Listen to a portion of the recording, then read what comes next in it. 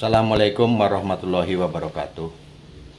Menanggapi respon negatif publik atas dibebaskannya sejumlah narapidana di lembaga pemasyarakatan terkait dengan penanganan wabah virus COVID-19, saya ingin menyampaikan beberapa pandangan sebagai berikut.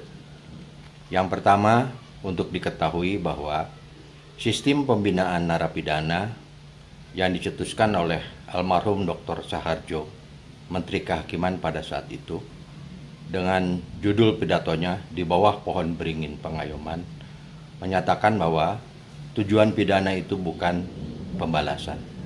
Tujuan pembinaan adalah untuk memulihkan kesatuan hubungan hidup, kehidupan dan penghidupan antara warga binaan dengan masyarakat, dengan doktrin meninggalkan doktrin deterrence, doktrin rehabilitasi, doktrin resosialisasi, dan doktrin yang digunakan adalah doktrin reintegrasi sosial.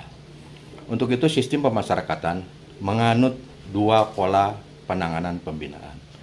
Yang pertama, pembinaan di dalam lembaga pemasyarakatan, mereka berada di dalam tembok, yang dilaksanakan oleh unit pelaksana teknis lembaga pemasyarakatan.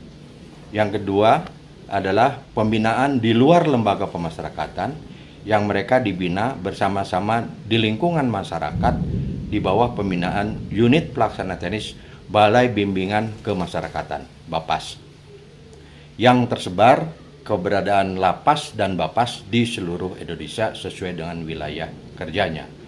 Untuk itu, terkait dengan mewabahnya virus corona selama ini, ingin kami kaitkan dengan kebijakan yang dilakukan oleh Menteri Hukum dan HAM adalah yang pertama, bahwa pembinaan di dalam lembaga pemasyarakatan itu sangat potensial terjadinya proses wabah yang mungkin tidak akan bisa terkendali dan akan bisa membawa kehilangan nyawa yang cukup besar di lingkungan lembaga pemasyarakatan. Mengapa demikian? Karena mereka tidak bisa lagi digunakan dengan social distance atau physical distance yang mengatur jarak 1 meter di antara mereka. Mereka hidup berkerumun, bahkan bertumbuk-tumbuk seperti tempe dengan overcrowdednya.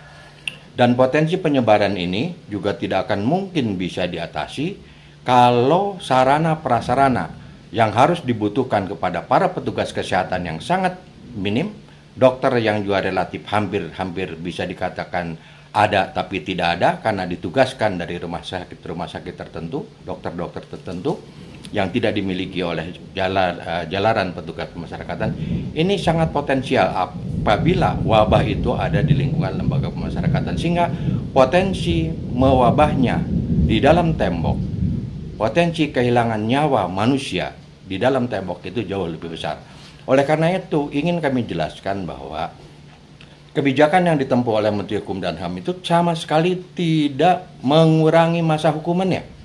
Yang 10 tahun, yang 8 tahun, yang 6 tahun, semua tetap wajib menjalani sesuai dengan masa hukumannya.